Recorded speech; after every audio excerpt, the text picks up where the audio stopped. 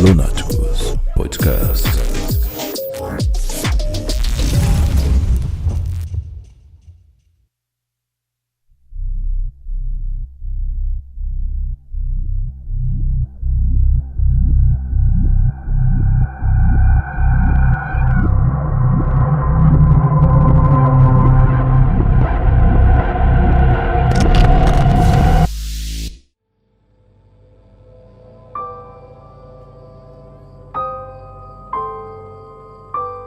Se você não conhece, você com certeza já ouviu falar sobre Leonardo da Vinci.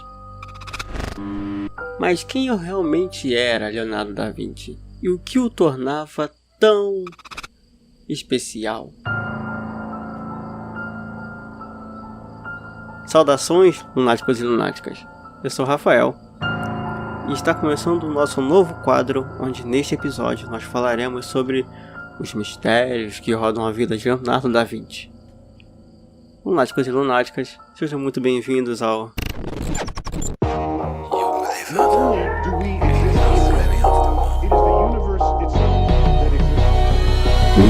Etc.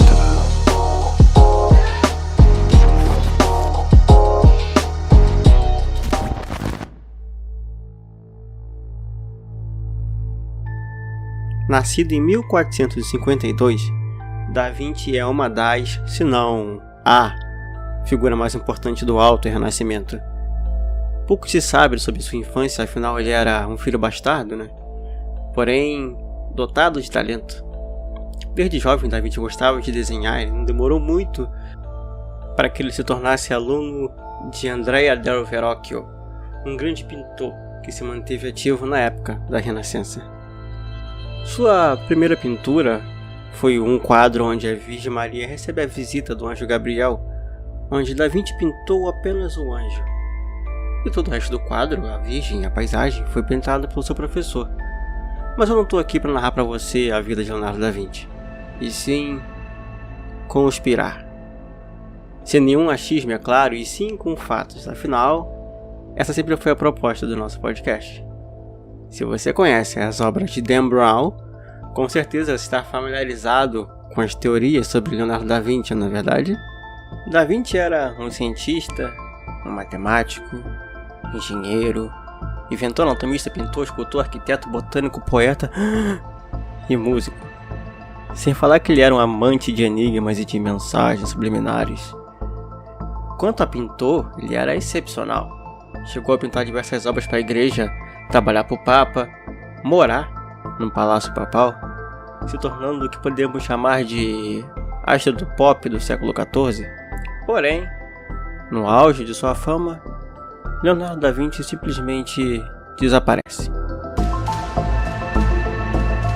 Entre os anos 1476 a 1478 não há registros da vida de Leonardo da Vinci.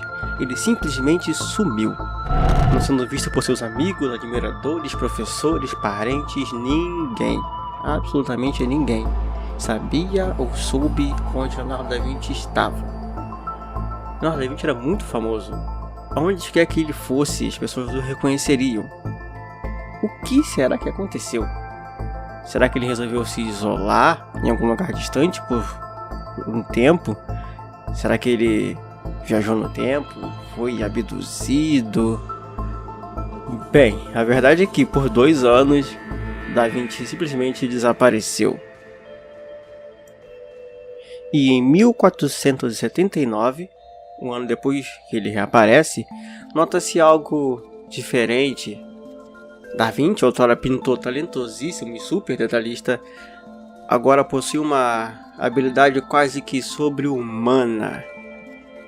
Da Vinci começa a publicar desenhos precisos de máquinas que só vieram a ser desenvolvidas séculos mais tarde, como submarino, tanque militar, helicópteros, bicicleta e mecanismos de engenharia que são estudados até o dia de hoje. Até mapas aéreos da cidade Da Vinci fez, com uma precisão inimaginável. Como alguém conseguiria fazer um mapa aéreo das cidades sem sobrevoá-las? Bom, Da Vinci conseguiu, ou ele sobrevoou de alguma forma. Lembrando que naquela época ainda não foi inventado o avião, mas Da Vinci já os tinha desenhado. Os manuscritos ou códigos Da Vinci, que são os cadernos onde ele escreveu diversas matérias, detalhando e ilustrando, incluindo até mesmo um plano para a construção de algo que parece ser um morcego mecânico. Alguns desses manuscritos contêm estudos anatômicos que ilustram o corpo humano, o esqueleto, os músculos, o cérebro, o sistema digestivo e reprodutivo com tamanha precisão. E quando eu digo precisão é porque o negócio era absurdo. Era uma habilidade inimaginável. Pasme, os computadores modernos que são responsáveis por produzir modelos gráficos do corpo humano hoje em dia utilizam o padrão dos desenhos de Leonardo da Vinci. Não só isso, mas os programas para desenhar figuras em 3D e animações também utilizam. Até mesmo a NASA utiliza os desenhos do corpo humano robótico que foram feitos por Leonardo para a produção de robôs que trabalham em estações espaciais. E não para por aí. Lembra no início que eu disse que ele era amante de enigmas e mensagens subliminares? Pois então, o primeiro quadro que eu citei no início, onde ele só fez o anjo, foi analisado por cientistas modernos, e foi descoberto que, ao colocar o quadro no raio-x, um anjo Gabriel, que foi a única coisa que o Leonardo da Vinci desenhou, simplesmente desaparece. Ele some, restando apenas a Virgem Maria e o resto da paisagem. O anjo some no raio-x. Pesquisadores descobriram também que os manuscritos de Da Vinci possuíam inscrições que só eram possíveis ser lidas de frente para um espelho, porque aparentemente Da Vinci tinha mania de escrever de trás para frente, da direita para a esquerda. Então, pensa-se, e se colocarmos algumas de suas obras de frente para o espelho?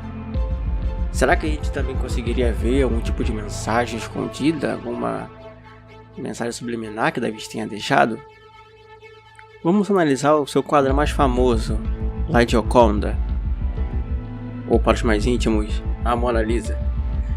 Ao posicionar as mãos delas correlacionadas com a sua imagem no espelho, à medida que você for se afastando, você vai conseguir notar o surgimento de uma figura peculiar no quadro. A imagem desse ser estranho, vocês podem conferir aí na capa do nosso podcast, ou no link que vou botar na descrição, ou até mesmo na internet, se você procurar, você vai encontrar. Surge do nada.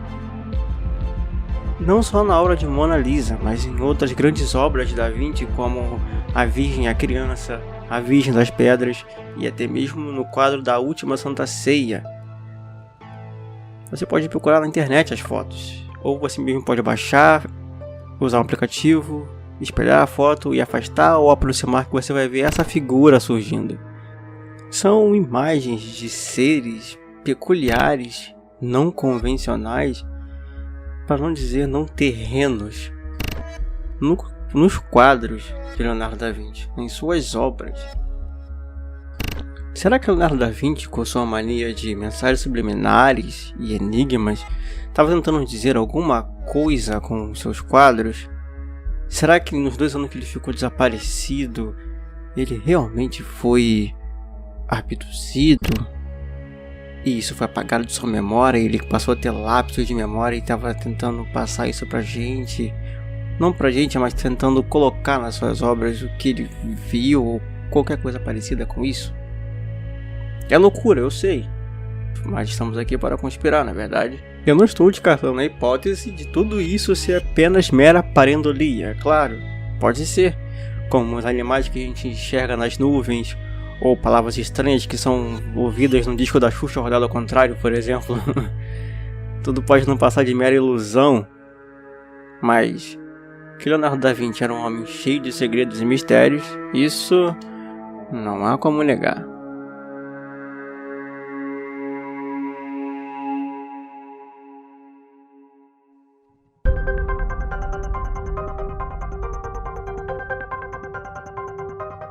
Você já ouviu falar no Sudário de Turim?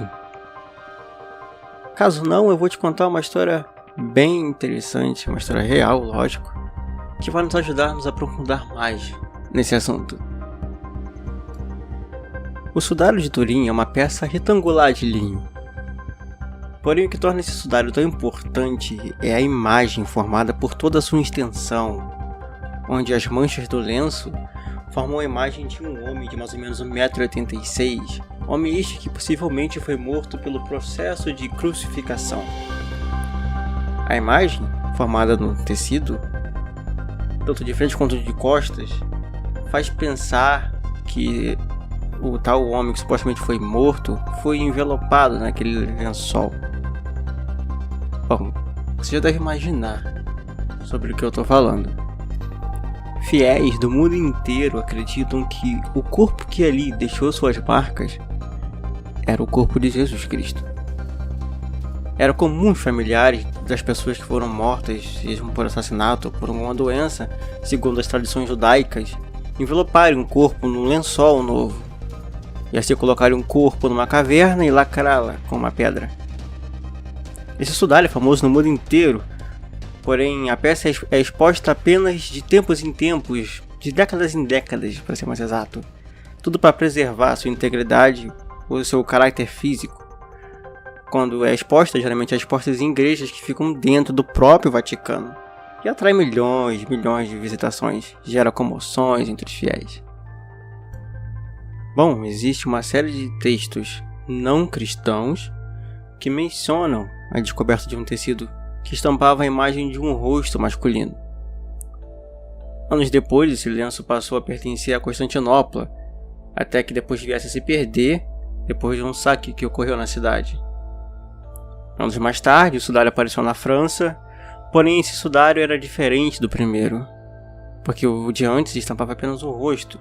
Já esse segundo sudário que aparece mostra a imagem de um corpo completo, e as manchas que foram geradas por uma série de ferimentos marcam as partes de pés, mãos, testas, lateral do abdômen, costas, lugares esses onde, segundo a Bíblia, Jesus foi ferido.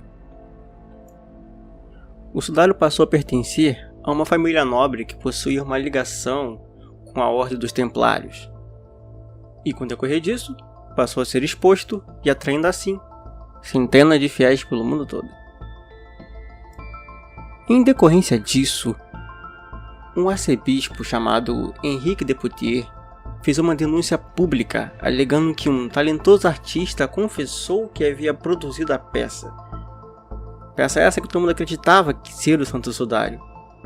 Isso gerou um escândalo, mas o arcebispo nunca revelou que artista era esse.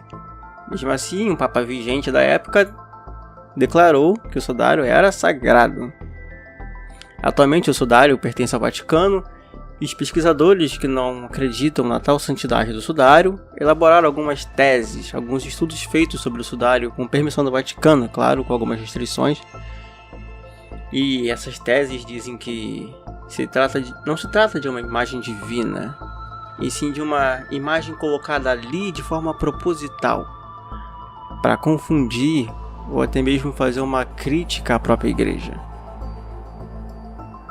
Bom, os estudiosos acreditam que o artista responsável por esse santo sudário seria o próprio Leonardo da Vinci. Leonardo da Vinci não era cristão. Ele possuía um espírito questionador, mas também não era ateu, visto que na sua morte ele deixou no seu testamento a quantidade específica de quantos padres ele queria no seu relógio e de quantas missas queria que fosse rezada, e ele pagou por tudo isso em vida. Bom, ele possuía todas as habilidades necessárias para fazer esse sudário. Afinal, ele dominava a arte da anatomia humana. Para aqueles que não sabem, Da Vinci possuía um ateliê onde ele guardava alguns corpos e até membros de pessoas para ele poder estudar a fundo a forma dos corpos humanos. Os traços do rosto presente no sudário lembram o rosto de Leonardo da Vinci, mas cá entre nós, um homem barbudo e cabeludo não era algo tão incomum naquela época, né? Em 1898, um fotógrafo tirou uma foto do sudário quando estava em exposição, e ao revelar a foto, ele notou que a imagem formada ali na mortalha era mais aparente Então, os estudiosos, ao analisar essas imagens dessa fotografia, suspeitaram que a imagem do sudário nada mais era do que uma fotografia primitiva, que foi feita usando uma técnica chamada de câmera obscura. E sabe quem sabia fazer isso? Pois é, ele mesmo. Em 2010, outro estudo de computação gráfica dessa vez tinha como objetivo recriar digitalmente a imagem do homem que estava ali no pano. E descobriram que o corpo é desproporcional à imagem humana convencional. Com o peitoral e os braços mais compridos, a testa mais grande, larga. Ou seja, se foi mesmo Da Vinci que o fez, ele pode ter usado peças diferentes dos corpos que ele tinha no seu ateliê para formar esse homem na sua câmera obscura. Estaria Da Vinci pregando uma peça na igreja e na história? Ou o ser ali impresso naquele sudário não era da Terra? Antes de encerrar, eu queria fornecer para vocês uma informação bônus sobre uma das peças, enigmas, mensagens subliminares que Da Vinci deixava em suas obras. Com base nos manuscritos de Leonardo da Vinci, o músico e estudioso chamado Giovanni Maria Paula examinou uma das obras mais famosas de Da Vinci, que é a Última Santa Ceia. Ele observou que Da Vinci poderia ter escondido uma composição musical em sua pintura, onde nesse quadro existem várias linhas verticais e horizontais na toalha de mesa, o que para um músico pode se assemelhar a um pentagrama musical. Em outras palavras, é o que conhecemos como partitura. E os pães que estão espalhados pela mesa seriam as notas, e as outras linhas estariam alinhadas com as mãos dos apóstolos. Lembrando que Leonardo da Vinci escrevia da esquerda para a direita. Sendo assim, se de fato Leonardo realmente escondeu uma partitura nesse quadro, a música seria essa aí. Não é essa, editor, por favor, coloca a música do Da Vinci.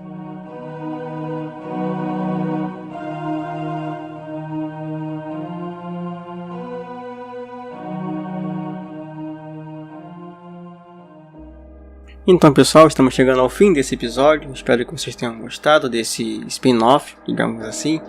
Gostaria de convidar você, que caiu aqui de paraquedas, a ouvir nossos episódios canônicos anteriores, e convidar vocês também a irem na nossa página no Facebook e participar da nossa enquete para votar em qual será o tema do nosso episódio número 5.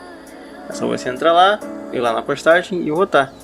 Também gostaria de convidar vocês a se inscreverem no nosso canal no YouTube, caso esteja ouvindo pelo YouTube, ou nos seguir aqui no Spotify, caso esteja ouvindo no Spotify ou em outra plataforma digital.